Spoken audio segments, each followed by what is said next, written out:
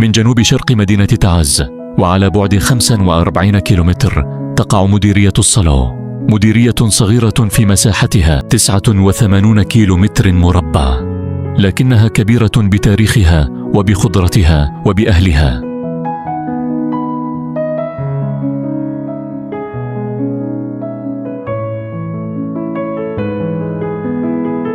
قلعة الدملوة تطل من الأعلى كحارس قديم، شاهدة على غزوات لم تنل منها، وعلى صمود تعلمه الجبال لأهلها.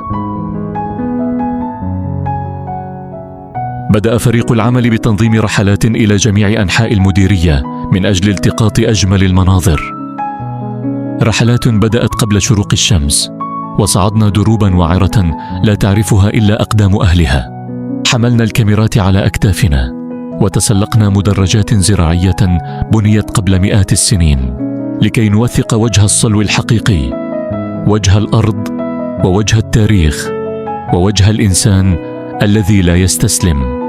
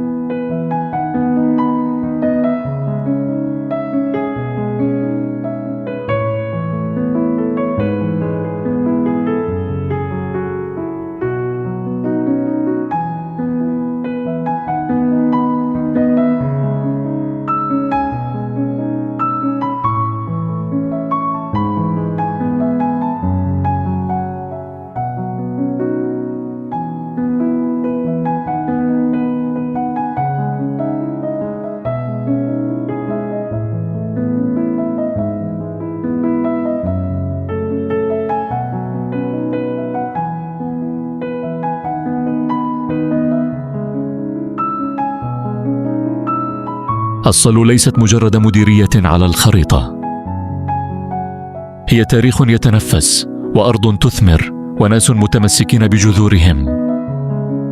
مديرية تختزل حضارة اليمن العريقة في جبل، في واد، وفي ابتسامة أهلها.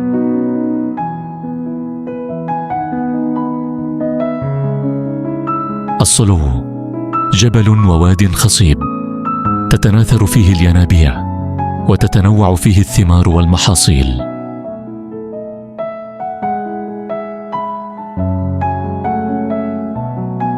أرض كأنها لوحة رسمتها الطبيعة بعناية. يحدها من الشمال مديرية خدير، ومن الجنوب المواسط وحيفان، ومن الشرق خدير وحيفان، ومن الغرب المواسط.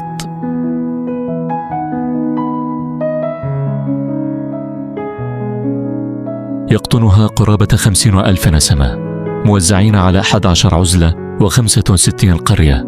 كل قرية لها حكاية، وكل عزلة لها بصمة.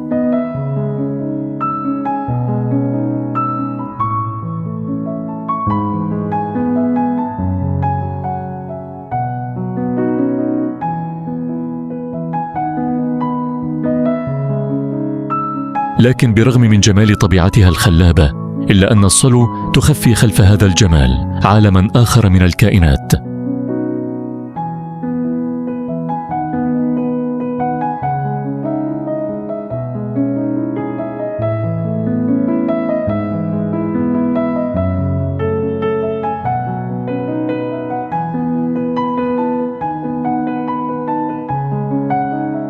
تعيش في جبالها ووديانها حيوانات مختلفة، منها ما هو سام ويحتمي بين الصخور، ومنها ما هو أليف وغير سام يرعى في المراعي، ومنها ما هو نادر لا يشاهد إلا في مناطق محددة.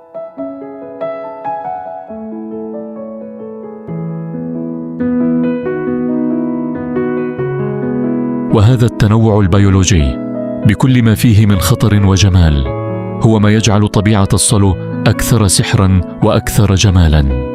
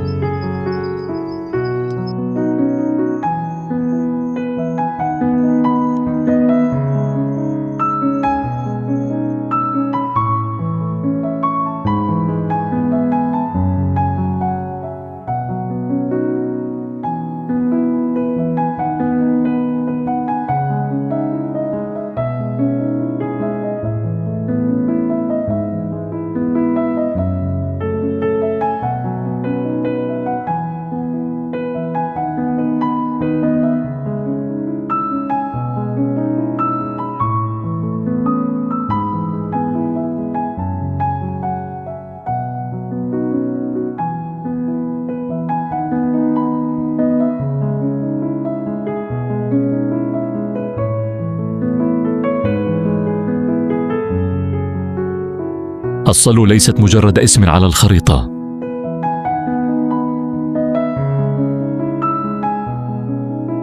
الصلو فصل من فصول اليمن، مكتوب بالحجر ومروي بالماء ومحفوظ في ذاكرة أهلها.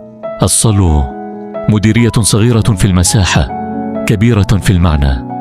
جمعت بين جغرافيا آسرة وتاريخ موثق وزراعة تعيل أهلها وحياة ترتبط بالأرض والحيوان.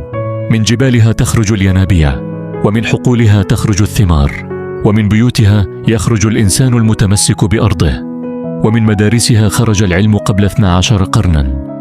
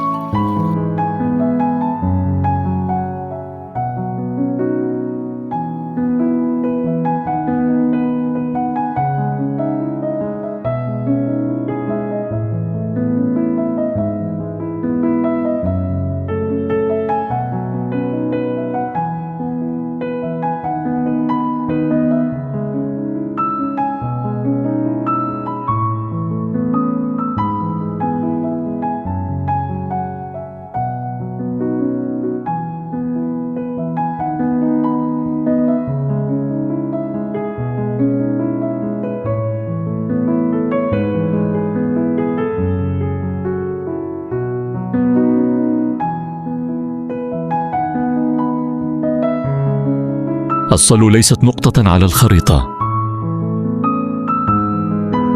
هي جبل لا ينحني، واد لا يجف، وناس لا ينسون. في الصلو تختزل اليمن حكايتها، حضارة في الحجر، حياة في الينبوع، وجمال في ابتسامة فلاح عائد من حقله وقت الغروب.